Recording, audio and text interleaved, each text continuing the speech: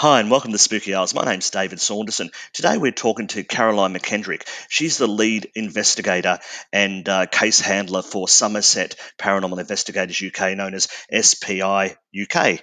She's going to be talking to us today about her career in paranormal investigating, looking at some of the very haunted places that are in Somerset, and some of the things that she's learnt over the years investigating these places, and really excited to talk to her. So again, we'll be talking to Caroline McKendrick here on the Spooky Isles.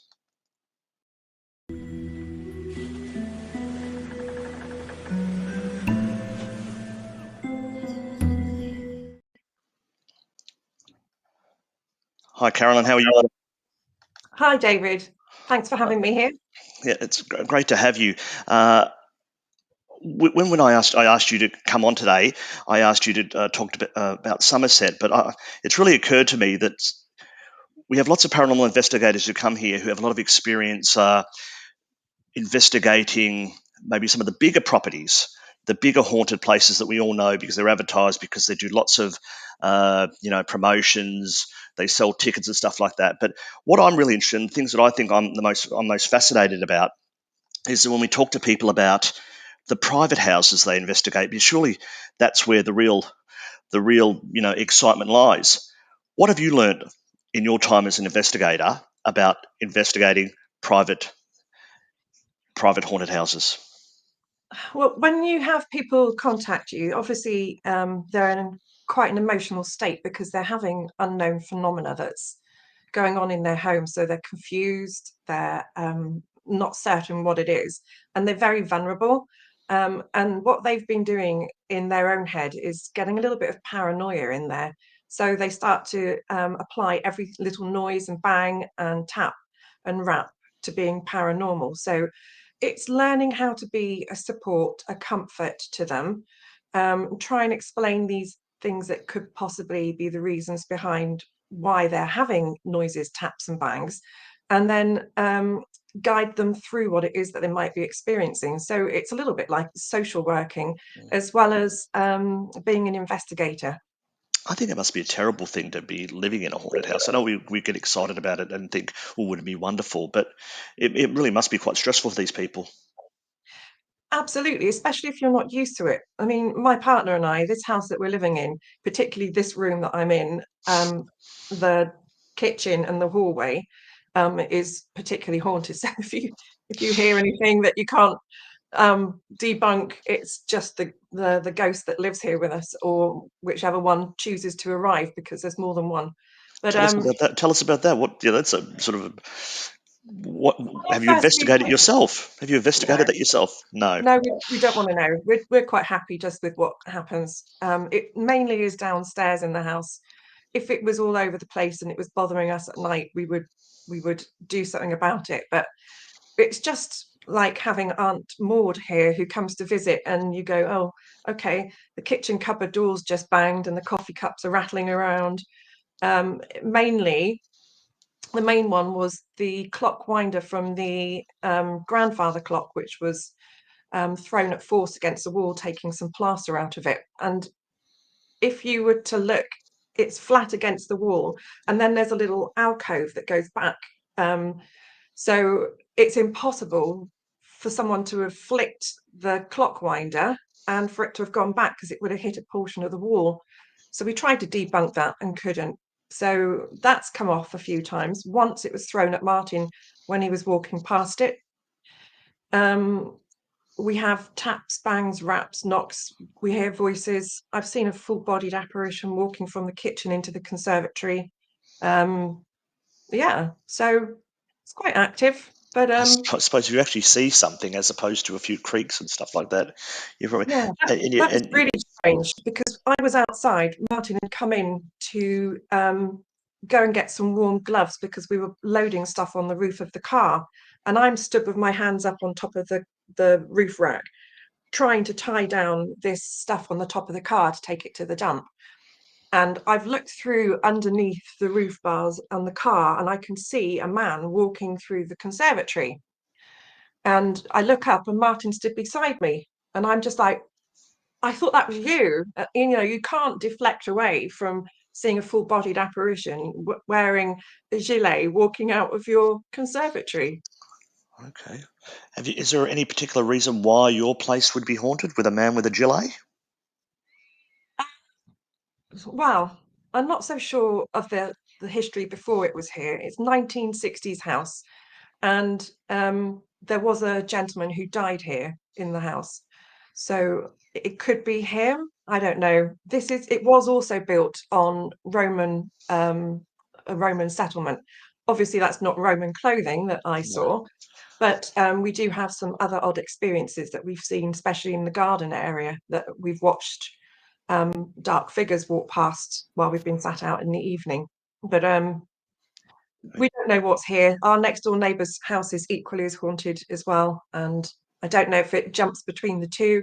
They're not connected. Um, there's a big gap between the houses, but it just seems to be very active, two houses in the neighbourhood. Do you think because you are like because you're interested in this kind of thing, you're more susceptible to seeing this type of stuff? Whereas if another member of the public, and I'd say a normal person, as opposed to us, that was happening to them, they'd go, "Oh, it's just a creaky house," or "I just, something wrong with my eyes." I wouldn't say that I'm psychic or anything like that, but I have from a very early age had the ability to be able to sense things. And obviously, I've seen other full-bodied apparitions in my time. So, am I just somebody who's got that part of my brain that's more receptive and open? Maybe. The team that I'm running now, when we first got together, it was me that would always hear the things and say, "Did you hear that?" And like a typical paranormal investigator, we would run the EVP back, and exactly how I described what I was hearing, we would hear. But as time's gone by, the closeness of the team and how well we gel together, they're now hearing proper disembodied voices with their own ears rather than it being just captured on an EVP. So is it like a group sigh where we're picking things up, or is it our energies gelled well together and we're more receptive? So could that also go for why I sense things more? Maybe. Yeah. But I have other people that come here that do hear stuff when they visit and say, "Was Martin in the kitchen?" And I say, "No, that's just the ghost." And so, I mean, I've just loved it if you've investigated yourself, but I suppose you don't want to do anything if you maybe stir something up because it's not causing you a problem at the moment. No, it's not causing us a problem. But at the same time, I'm so busy with the amount of cases that we've got coming in and the amount of events that we are helping venues to run. So it's just not possible. I don't have the time really to put into this. But I would like to say that everything that has happened here is strictly monitored, it's recorded, it's logged, and we have patterns that's been pulled from the behaviour. So even though we're not calling out and asking, we're doing the investigating Okay. in a silent way. So everything is logged, and I think it's a 4-year log because it only started about half a year after I moved in. Okay. And what kind of patterns are you seeing? Patterns?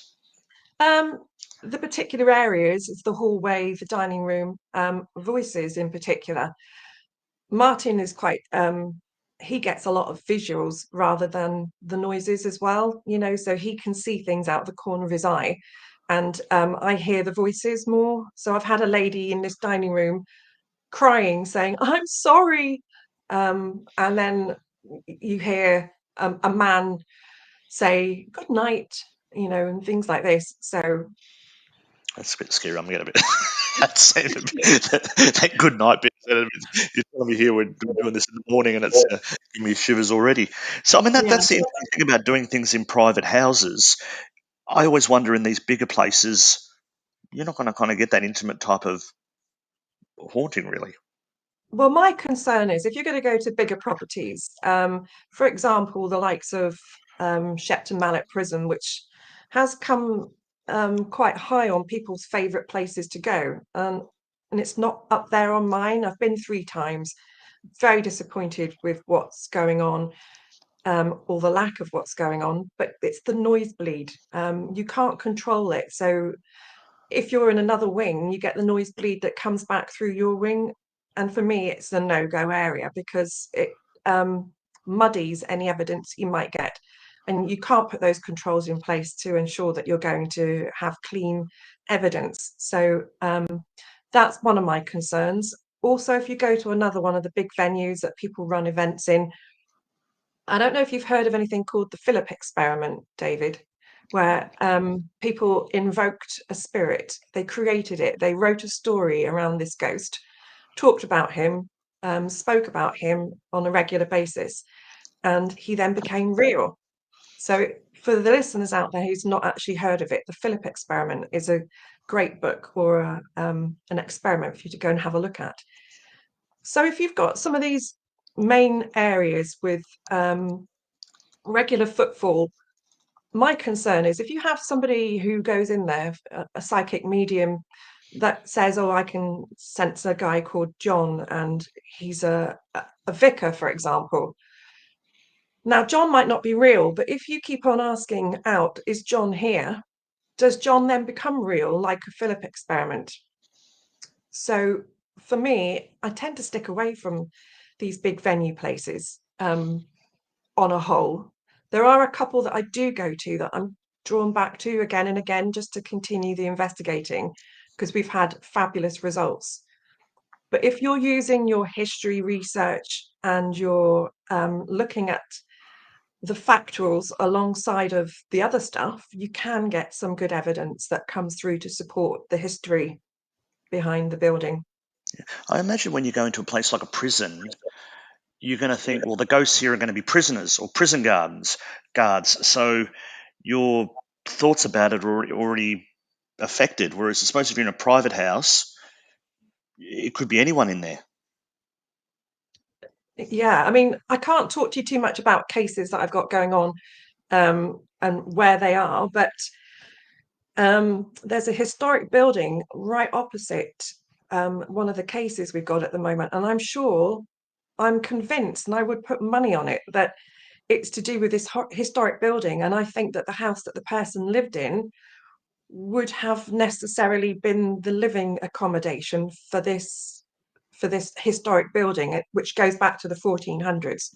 And with it came a lot of unhappiness in this historic building, death, torture. So make from it what you will. I can't give you too much more No, that's all information. right.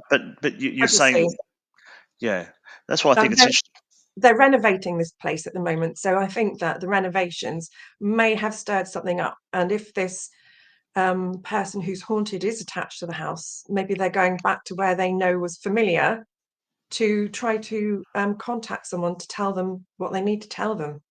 But it's Yeah. high-end activity in this property that we've got. Things are being thrown in poltergeist type activity. Okay, well, that's fairly serious then. So we go back to what you've learned from doing the investigations in private houses, and you're saying a lot of it is a little bit of counselling to keep people calm because they're obviously stressed, and you say they get a bit paranoid about every little creak and crack becomes a ghost. What other things have you discovered that you might not have discovered about the paranormal if you'd have just been doing these big places? Um,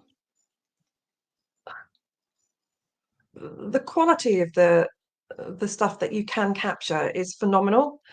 And because you've got that intimate connection with that property that you are researching over a period of time, because when you go to a private case, it's not just a one-off. You don't just go and say you've got a ghost and then leave.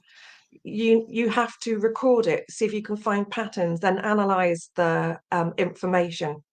So what we've learned really is to be more professional, more scientific, do away with the shiny bright materials equipment that go ping, and concentrate mainly on capturing really good evidence.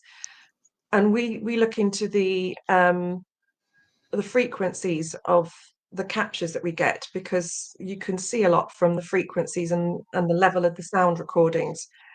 I've got somebody who helps me with that. He's in another group, but we work together quite closely on different cases over the country. and he looks and analyzes some of the footage for me to get a really professional result come back. Okay, that's good. That's good that you've got those resources. So you're not going in. Obviously, when you do these big ones, they try to do everything in the one night, whereas you might do the same thing for weeks on end, months on Mm, end. So yeah. that's good. Now, you were talking before we came on. You said there's a few places that you would like to talk about because they're, interesting. And I think you said there was one in Ilminster that you're investigating at the moment. Can you tell us about that? Yeah, so Dillington House, it's currently being run by the Somerset Council as an adult education centre. And the history there is phenomenal. It goes back to 1500s of when it was rebuilt into the building that it's known as now. And it has connections to previous prime ministers of England, Lord North, and also it's got connections to explorers who discovered the mouth of the Nile. So this place is quite historic. Um, and we've done 4 events for them now, and there's no previous investigations that's gone in, and it's a clean slate. So that's what I love, going into a property that there's nothing there before, and you are the investigators and you have to find out.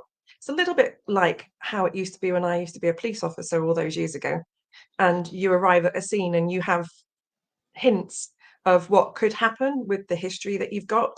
So that's your evidence and your interviews that you've done, and your historic information that you can get from your newspaper archives. So with that, then every time that you go, it opens up a bit more and it shows you a little bit more of its character and what it's got. Bedroom one, we were told to go into by the manager, and he said, "You'd like that room, it terrifies me." And when we were in there, Karen, one of the teammates, was with some members of the public and just calling out as you would do on an event. And they were listening to see if anything came back. And when she listened back to her recording, as clear as you like, there's a female who says, "I've drawn the curtains for you, sir," with a broad Somerset accent. So she's going about her daily routine that she used to do for the Lord of the Manor, drawing back his curtains. Hmm. So, and there's interesting there. So, were there anything was there anything that bad happened in this place that might add to the reason why there was some ghostly activity happening? Yeah, there was a gentleman called William who was a butler, and the people who owned the property and the current staff knew nothing about this. This came from myself and Corinne Besant doing some investigating on the newspaper articles, and there was reports of the butler killing himself. And in the words of the paper, he slit his throat from ear to ear, and it was to do with a love tryst or some kind of love interest that hadn't gone the right way for him. Okay, and did that has that manifested itself as a ghosty? We believe that he is there haunting the property, but not where we expected him to be. So this is part of the investigating that's still ongoing. He's come up in the attic, and we've got EVPs and other things that has come through from being upstairs in the attic, and that's not where the butler should have been. He would have had his own quarters down by the kitchen towards the back of the basement part of the house, so that he would have been easily available for people to get hold of. But I don't know if he went upstairs to kill himself and that's where they found the body in the attic in the eaves. No idea. But I'm hoping to go to one of our local archive historic places to find out if I can find the autopsy and the inquest information to see where he was found, and that may help. That'd be interesting. So, this is a place that people can go on public investigations. How do they find out about that? Um, well, we were asked to run them for Dillington House. We approached them and asked if we could come in and look at the place. So we have run 4 previous events for Dillington, and we've got one on the February the 10th with Richard Felix, who used to Okay. be on Most Haunted. So that's the next one that we have at the moment. So we're not taking any further bookings until we've finished the 10th of February. We're going to have a break and then Okay. start again when the Can weather gets people better. book on that? Can people book on that still? Yes, they can. There's a few spaces left. They can ring up Dillington House or ring or email info@Dillington. If you go to their website, it will give you I'll the I'll I'll information. I'll add that. Don't worry about that. We'll add that to Okay. the thing so people can do that because that sounds like an interesting one. Now you've got a couple Yeah, of other littler places. I say littler places because I don't know how big Dillington House is, but it sounds like huge. big. You're talking about the George in Crewkern, which is not far from Yeovil. Tell Mm. us about that one. So a friend of mine used to own the property, and when I met him because my husband and his wife both had cancer at the same time. Unfortunately, both have passed away, and after I lost my husband, I was at a loss really what to do. Pretty lonely. My son had left to go to uni at the same time, 2 weeks after my husband had died. So he said, "Come and work with me. I know that you're not a barmaid, but it will keep you busy." And he was only a few minutes down the road. And I said, "Okay, I'll help you with this wedding that you've got." And then I stayed doing a Friday evening and a Sunday lunchtime just for the company because it's the worst times, weekends being on your own.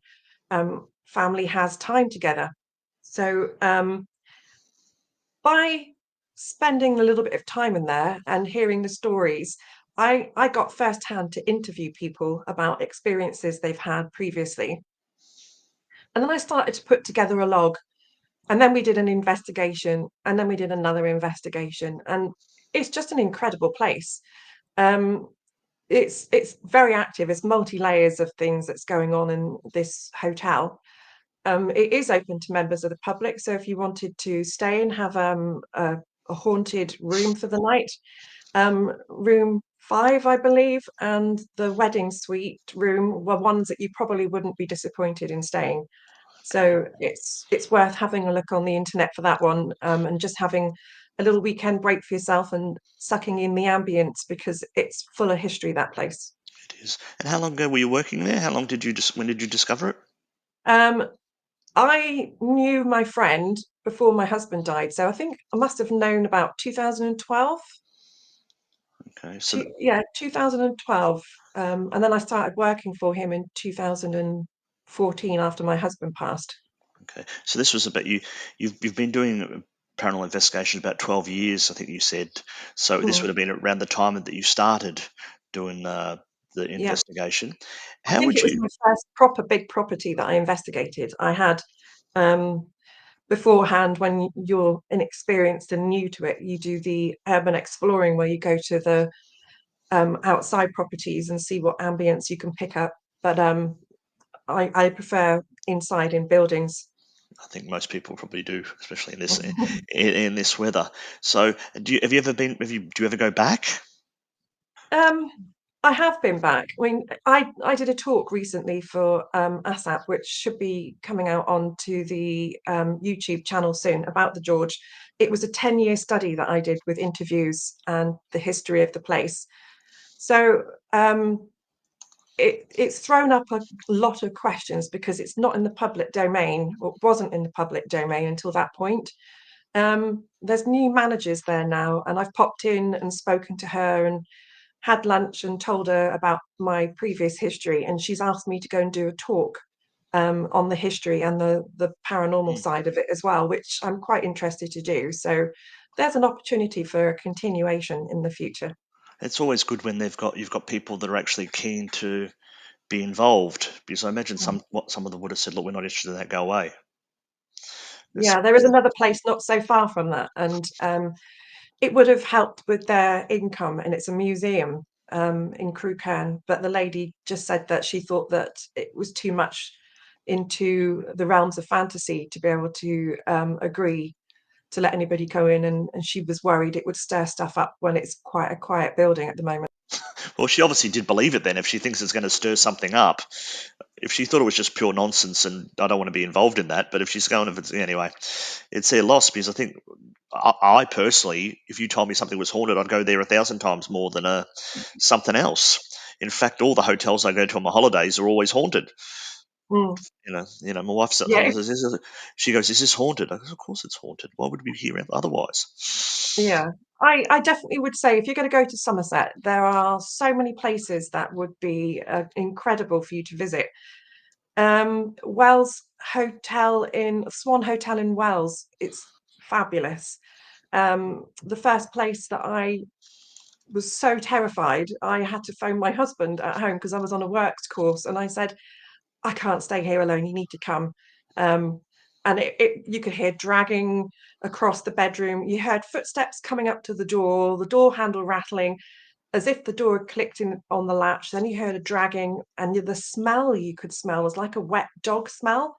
Um, I can't liken it to anything else apart from maybe a wet fur coat or some kind of clothing, like an old thick wool coat that got wet, and the dragging noise was terrifying. So that would be worth a visit. Dillington House obviously has rooms that you can book members of the public. You don't have to be there for an adult learning course. Food is Yeah. incredible. So if you wanted to have a high-end weekend with really good food and beautiful walks in the grounds that you're entitled to use, Dillington House is one. Um, Have you? I was going to ask you about that Swan Hotel. Have you actually ever investigated it? Not yet, Not yet. but Have you stayed there again since the you were scared? I did, but I refused to stay in that room again. They admitted that it was other people have said it's haunted, but I do have a possible in the future with that place because Corinne Besant, you may know, she is Somerset's advisor on um, trying to bring more money into the area for local businesses. And the Swan Hotel in Wells has just got new owners. And the new owners are the people who own Jamaica Inn in Oh, Cornwall. there you go. All right. So And she runs the Jamaica Inn events for them down there. So yes, it is possible in the future. And I have had contact with Corinne to say I'd be happy to help them with the events. yeah, I think if anything's got connection with the Jamaica Inn, there's a fair chance everyone's going to know what the Swan Hotel is in Yeah. years to come. So no, that's great news. Now you've talked about one that sounded quite strange. You said something about a Mad Hatter joke shop in Yeovil. That doesn't sound like your typical ghosty type place. Um, it's well known for being incredibly haunted, but they've never allowed anybody in to investigate.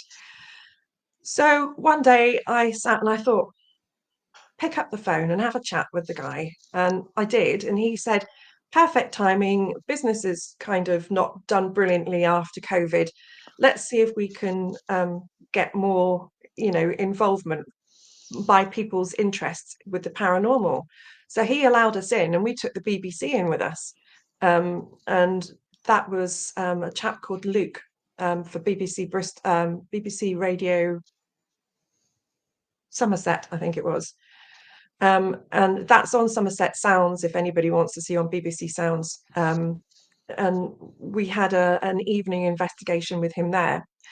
And it's on the proviso that we go back after Christmas and have another investigation. And I think he's looking at maybe running a couple of events over next year. So watch this space again. Yes, you obviously got lots of things going on, and you even I note that you're writing a book. You're going to eventually write a book about ghosts in Somerset. How's that coming along? Yeah, so the talks that I've done for other people, I've cut them down and broken them into bite-sized chunks for like individual areas. The George Hotel hopefully will be going in with less of the historic side of it, but more of just the hauntings itself. So as soon as I've got enough content, then that will be available for people to buy, probably on Amazon. But obviously, I have to go through the publication side of it first. You have to actually write it first. It doesn't just Mm, happen. mm. Uh, we started talking. We didn't really touch on it. SPI UK, so your own paranormal investigation group. Can you tell me a little bit about that and how that came to be?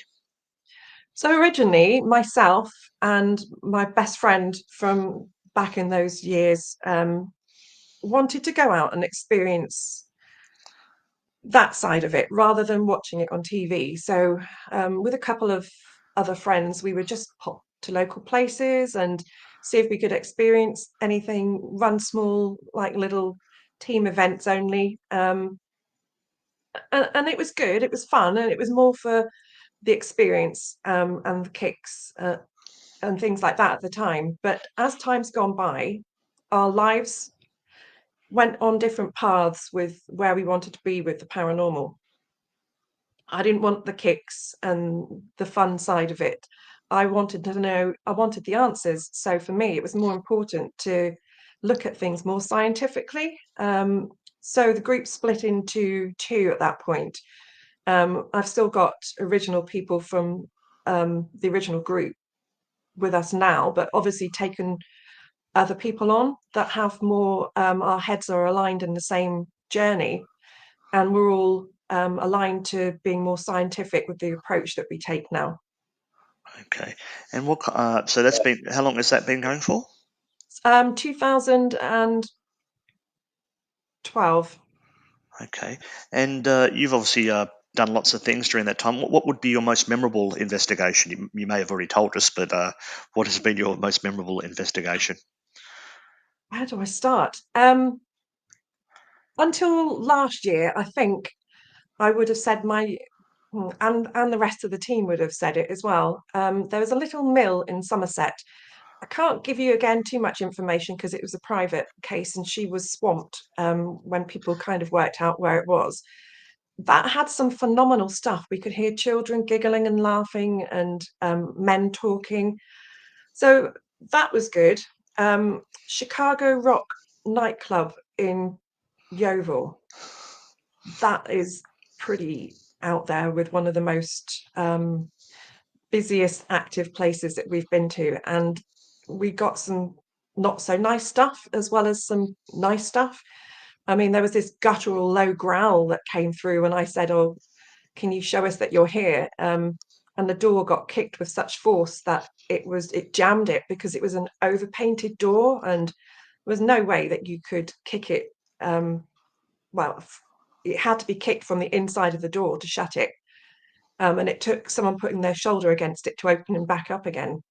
Yeah. So that those two would have been our favourite places until January last year, and we went to Jamaica Inn on the invite of Corinne Besant, and I just can't explain what we've got. It was almost like the spirits were going, "Excuse me, can I talk to you?" And it was one thing after another after another. Um, Corinne radioed upstairs and said, "Can you just check the corridor to see if anybody's walking? Because we're hearing footsteps over the stable block." I went out and had a look, nothing was there, came back, and I started getting poked, and it was like a proper shove in my waist. And I was saying, "Oh, I'm being poked." Um, and I had that three times. And then we had an EVP recorder, so it's called a Zoom 5 that we use. And we wanted to listen back and see if we could hear anything. Nobody heard anything with their ears in the room. So I'm sat on the bed, I've got a chest cam on. In front of me, in that direction, the corner of the room, there's a locked off camera.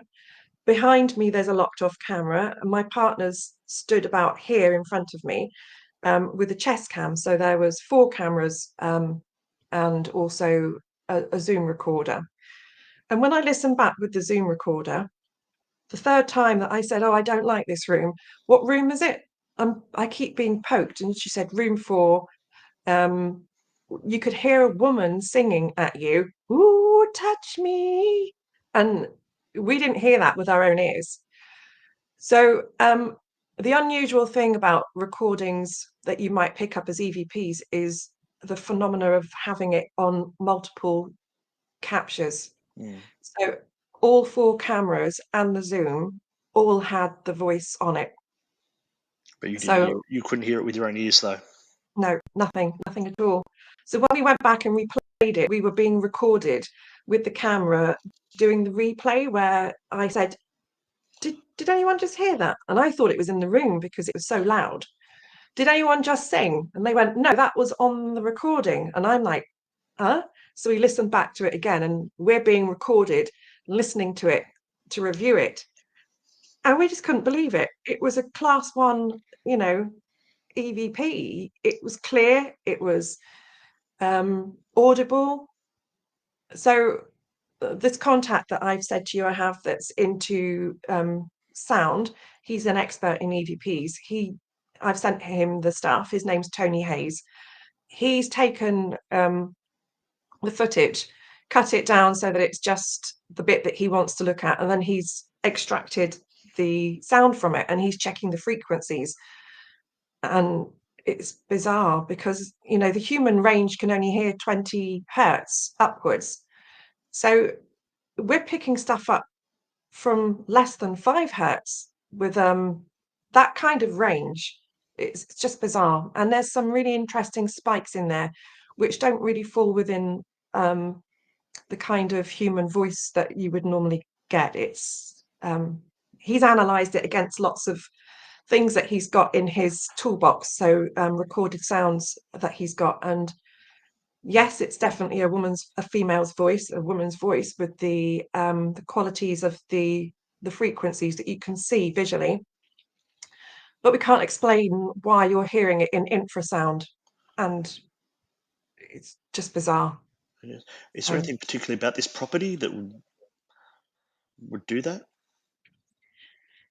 the way that the person sang was a what I would describe as a new ghost. So they weren't singing in what you would think in old folk And kind of. this is a nightclub that you No, this is Jamaica Inn. oh, the Jamaica Inn. Oh, sorry, sorry. Okay, sorry. Yeah, I knew I'd do that when I'd ask that question. I was talking about the wrong place. But yeah, yeah, no, don't so worry. So so it's, Jamaica Inn, its history goes back no, a lot. I've stayed in the Jamaica Inn. I've stayed the night in the Jamaica Inn, so it's a Yeah, wonderful place. So sorry, I thought we were still talking about. That's what no, happens when we move so quickly sometimes between yeah. the places, and you just don't know. So it just makes no sense. It makes even less sense why there would be a new voice singing a sort of a pop song or something like that. It sounds like. Well, it was very strange, and it was mimicking me because I was going, oh, I keep being touched, and it was like, oh, touch me. So our spirit's there observing us, and we're thinking we're observing them. Yeah. Are they all having a get together, you know, for entertainment purposes, watching us? But I mean, everybody who goes on ghost shows, you know, or ghost events know that you would say, can you touch one of us? So is it taking the mickey out of paranormal investigators saying, can you touch me? Yeah. Yeah. Yeah. We didn't ask for it to happen. We didn't ask, but she's going, oh, here's another bunch. The last lot a minute ago said, "Who touch me?" You know, and let's just see if I can touch them and one of them feel it. Yeah. Um, but when the voice was analysed from the cameras on my chest and the one in the corner, the sound in the corner was where it was the loudest. Mine was the next, and we both had lots of bass within infrasound. So it was stood between me and the camera, and that's the side that I was being poked in, and it just makes perfect sense. Yeah. No. These are all wonderful stories. I'm sure we could talk about this for hours, and I'm sure we will again one time, because I think this is just we've talked about so many things in here, and I want to ask you millions and millions of other questions. I'd also want to get to Somerset and visit some of these places that Mm, you've mentioned. So as I say, you've got an event that you said before. You've got an event coming up at the Dillington yes. House, and that's on February 10. But we'll put the details in the bottom. You've got a book Mhm. coming out, hopefully sooner rather than later, Yeah, called and Somerset Ghost. Somerset Ghost, which because you've mentioned a lot of, and I've looked at a lot of sort of Somerset things over the years, and you've mentioned places I've not heard of. So, and it seems that Yeovil has a lot more ghosts there than your stock standard ghost books have. But I think that you don't have to travel too far. You know, why always pick on the places that are the ones that everybody else goes to? Have a look at the history, read up. It's so important that people are knowledgeable about the history of the place. And if there's personal reports of things that's happened, ask if you can go and you know, interview the people that it's happened to and start to locate the stories, and then you can investigate once you're up together with all the information. That you don't have to travel too far from your own doorstep. There's always going to be something near where you are. Mm. That's good advice. All right, well, Caroline, thank you very much for that. It's almost Christmas, so I say Merry Christmas to you, and I Happy Christmas to you. look forward to catching up with you in the new year and maybe discussing maybe some more of your cases with the Somerset Paranormal Investigators UK. Okie dokes. Thank you for having me. All right, thank you.